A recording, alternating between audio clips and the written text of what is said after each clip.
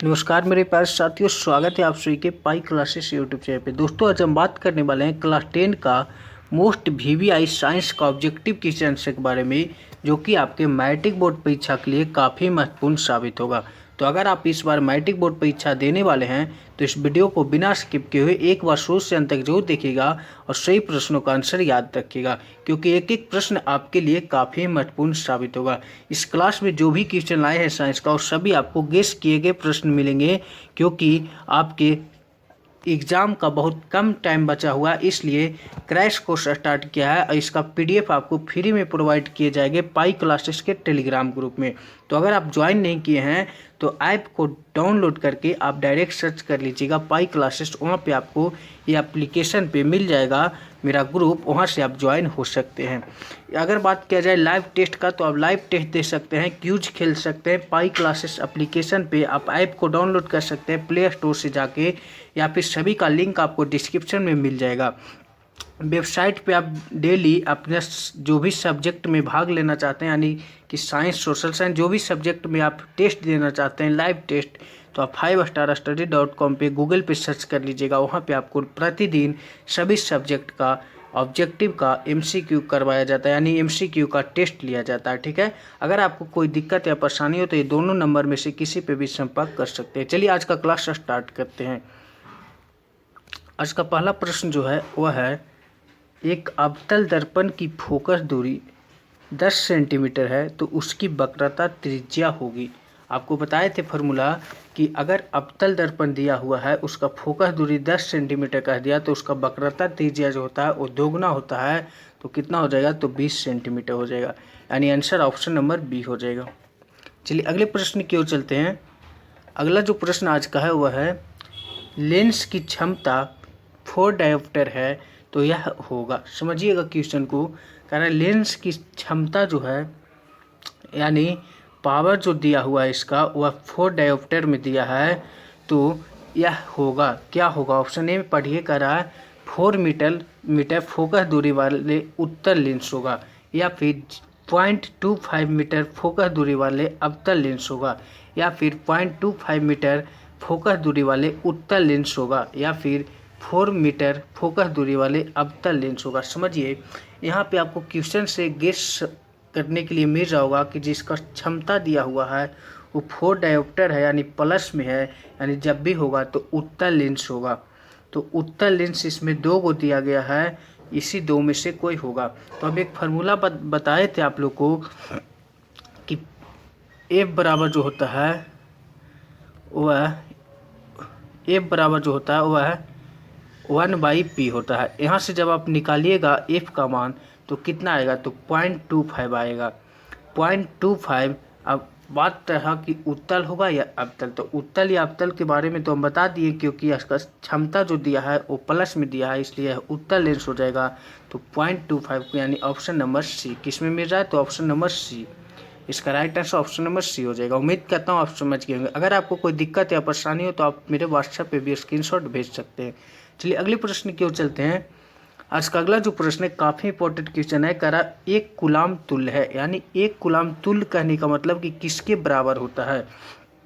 1 coulomb जो होता है वो किसके बराबर होता है, तो आप याद रखिएगा 1 एम्पियर गुने 1 सेकेंड को हम लोग 1 कूलाम कहते हैं। क्या कहते हैं, 1 कूलाम कहते हैं। तो यानी इसका आंसर देख लीजिए किस में मिलेगा, 1 एम्पियर गुणे 1 सेकेंड, यानी ऑप्शन नंबर बी इसका राइट आंसर हो जाएगा। यानी यहाँ पे स्टार नहीं, यहाँ पे इंटू सब में है। ठीक है, इंटू लिखा हुआ है। 1 एम्पियर इंटू 1 सेकेंड यानी किसके बराबर हो जाएगा, तो 1 कूलाम के बराबर हो जाएगा। चलिए अगले प्रश्न की ओर चलते हैं। इसका हम अगले क्लास में डिस्कस करेंगे इस प्रश्न को। ठीक है, न्यूमेरिकल पार्ट है, थोड़ा समझाने पड़ेगा, लॉन्ग जाएगा। अगला जो प्रश्न है वह है, नरौरा नाभिकीय विद्युत संयंत्र किस राज्य में स्थित है। बताया गया प्रश्न है कि उत्तर प्रदेश में। कहाँ, तो उत्तर प्रदेश में, यूपी में है। चलिए अगले प्रश्न की ओर चलते हैं।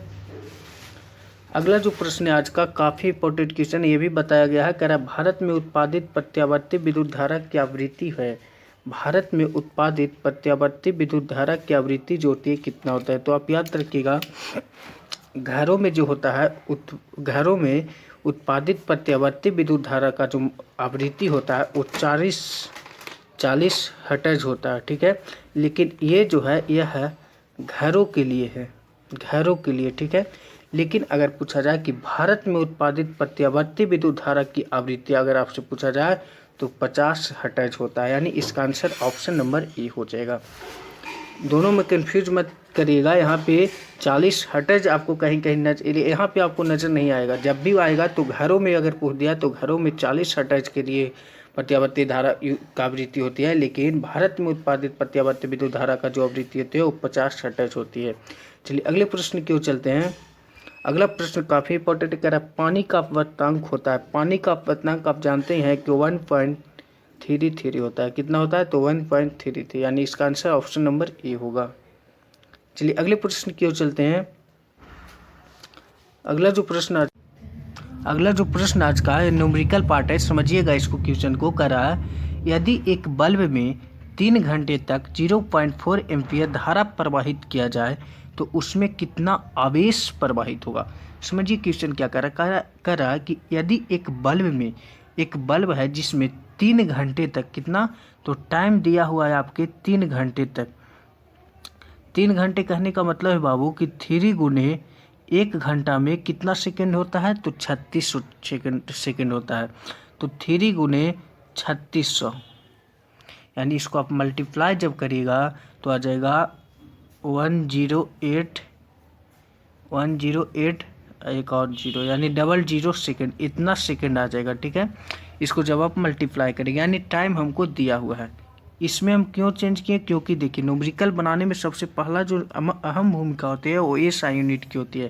क्वेश्चन को ध्यान से पढ़ के देखिए कि एसआई यूनिट में है या नहीं। अगर नहीं है और बना दिए तो आंसर आपका गलत हो जाएगा।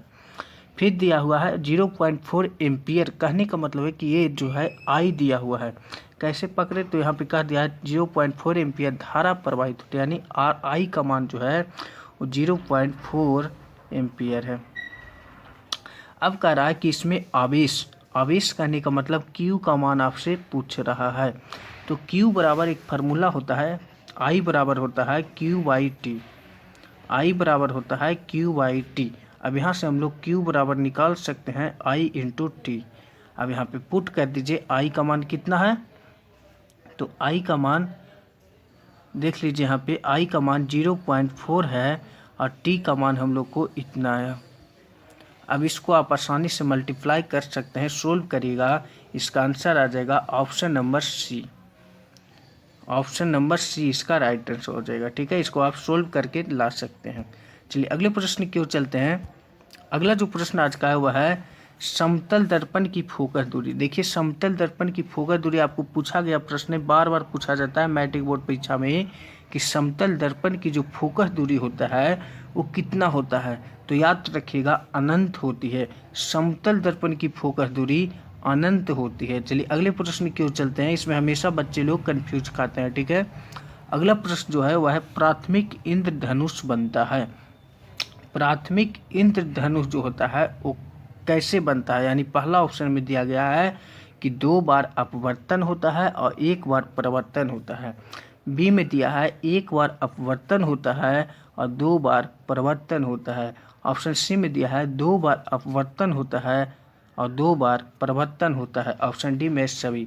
देखिए प्राथमिक इंद्रधनुष जो होता है वो कब बनेगा? जब 2 बार अपवर्तन अगर हो रहा है किरण को और 1 बार परिवर्तन हो रहा है, तभी आपके प्राथमिक इंद्रधनुष बनेगा। यानी उसका प्राथमिक इंद्रधनुष कब बनता है? तो 2 बार अगर किरण को अपवर्तन हो रहा है और 1 बार परिवर्तन हो रहा है तो हम लोग देखने के लिए मिलेगा हम लोग को कि प्राथमिक इंद्रधनुष का निर्माण हो जाएगा। यानी इसका right answer option number A होगा। चलिए अगले प्रश्न की ओर चलते हैं। पूछा गया प्रश्न है, कह रहा है विद्युत धारा उत्पन्न करने वाली युक्ति को कहते हैं। बहुत ही इंपॉर्टेंट क्वेश्चन है, एक बार नहीं कम से कम तो 3 से 4 बार पूछा है कि विद्युत धारा उत्पन्न करने वाली युक्ति को क्या कहते हैं। तो ऑप्शन ए में है जनित्र, ऑप्शन बी में मोटर, ऑप्शन सी में डायनेमो, ऑप्शन डी में है सभी। तो याद रखिएगा विद्युत धारा उत्पन्न करने वाली युक्ति को हम लोग जनित्र कहते हैं। क्या कहते हैं? तो विद्युत जनित्र कहा जाता है। अगले प्रश्न की ओर चलते हैं। अगला जो प्रश्न है यह भी काफ़ी इंपॉर्टेंट है, कह रहा है प्रतिरोधकता का एसआई मात्रक। पूछा गया प्रश्न है। ये सब आपको एसआई यूनिट से हमेशा आपके मैट्रिक बोर्ड परीक्षा में 2 से 4 क्वेश्चन आपको मिल ही जाएंगे, ठीक है। तो एसआई यूनिट अधिकांश का आप याद रखिएगा। अगर आपके पास लिस्ट नहीं है तो आप पाई क्लासेस टेलीग्राम में जाइए, वहाँ पे सेंड किया हुआ है, या फिर आप व्हाट्सएप पे मैसेज पर्सनल कर सकते हैं। प्रतिरोधकता का एसआई मात्रक आपसे पूछ रहा है। ऑप्शन ए में है एम्पियर, बी में है ओम, ऑप्शन सी में है जूल, डी में है ओम मीटर। तो याद रखिएगा प्रतिरोधकता का एसआई मात्रक जो होता है वह ओम मीटर होता है। क्या होता है? तो ओम मीटर होता है। अगले प्रश्न की ओर चलते हैं। अगला जो प्रश्न आज का है वह है लेंस के किस फोकस को मुख्य फोकस कहते हैं। यानी लेंस में 2 फोकस होती है, जिसमें कह रहा है कि किसको हम लोग मुख्य फोकस कहेंगे। तो F1 और F2 होता है। क्या होता है? F1 होता है और एक होता है जो F2 होता है। तो F2 को हम लोग मुख्य फोकस लेंस मुख्य फोकस कहते हैं। किसको? तो द्वितीय को हम लोग मुख्य फोकस कहते हैं, ठीक है। अगले प्रश्न की ओर अगला जो प्रश्न आज का है वह है सौर कुकर का अंदर का तापमान कितना हो सकता है। यानी सौर कुकर का जो अंदर का तापमान होता है वो कितना हो सकता है, ठीक है। तो याद रखिएगा पूछा गया प्रश्न है कि सौर कुकर का अंदर का तापमान कितना होता है।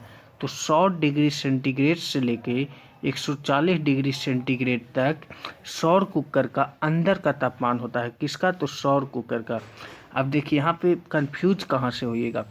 यहाँ पे डिग्री सेंटीग्रेड में दिया है तापमान, अगर फ़ारेनहाइट में दे दे, अगर केल्विन में दे दे तो यहाँ पे कंफ्यूज खा जाएगा। लेकिन हम बताए हैं कि कैसे चेंज किया जाता है। अगर डिग्री सेंटीग्रेड को फ़ारेनहाइट में चेंज करना है, डिग्री सेंटीग्रेड को केल्विन में चेंज करना है, कैसे चेंज करना है एक दूसरे को, वो सब हम बताए हैं। आप देख लीजिएगा एक बार पहले वाला वीडियो, ठीक है। तो 100 डिग्री सेंटीग्रेड से 140 डिग्री सेंटीग्रेड तक सौर कुकर का अंदर का तापमान होता है, यानी टेम्परेचर होता है। चलिए अगले प्रश्न की ओर चलते हैं। अगला जो प्रश्न आज का है वह है द्विक परिवर्तन युक्त जनित्र से कौन सी धारा उत्पन्न होती है। तो द्विक परिवर्तन युक्त जनित्र जो होता है उससे डीसी करंट प्रवाहित होते हैं, यानी डीसी करंट उत्पन्न किया जाता है। डायरेक्ट करंट जिसको कहा जाता है, डायरेक्ट करंट, ठीक है। चलिए अगले प्रश्न की ओर चलते हैं। अगला जो प्रश्न है यह न्यूमेरिकल है, थोड़ा सा यहाँ पे पढ़िएगा और समझिएगा, इसको बाद हम बताते हैं। कह रहा है 200 वोल्ट विभवांतर के 2 बिंदुओं के बीच 5 माइक्रोकुलाम आवेश को ले जाने में किया गया कार्य होगा। माइक्रोकुलाम यहाँ पे दिया हुआ है, ठीक है। अब देखिए इसको कैसे बनाएंगे। सबसे पहले समझिए, कह रहा है 2 बिंदु है ए और बी, हम मान लेते हैं बिंदु, जिसमें कह रहा है 200 वोल्ट विभवांतर के 2 बिंदुओं के बीच, यानी इस दोनों बिंदुओं के बीच विभवांतर जो है यानी V ऑफ ए बी कितना दिया हुआ है, तो 200 वोल्ट दिया हुआ है, ठीक है। अब कह रहा है कि 5 माइक्रोकुलाम यानी आवेश जो दिया गया है वो 5 माइक्रोकुलाम में है। इसको हम कुलाम में अगर चेंज करिएगा तो 5 गुने 10⁻³ कुलाम हो जाएगा, ठीक है। माइक्रोकुलाम के चेंज करने किसमें, तो कुलाम में।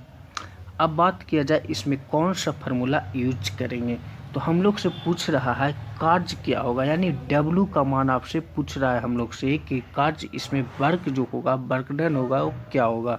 तो वर्क यानी W बराबर फार्मूला एक होता है Q into V of A V, Q into V of A V. अब यहाँ पे आप आसानी से Q का मान पुट कर दीजिए, 5 गुने 10⁻³ गुने V का मान 200, यानी कहने का मतलब है यहाँ से आप मल्टीप्लाई कैलकुलेशन करिएगा।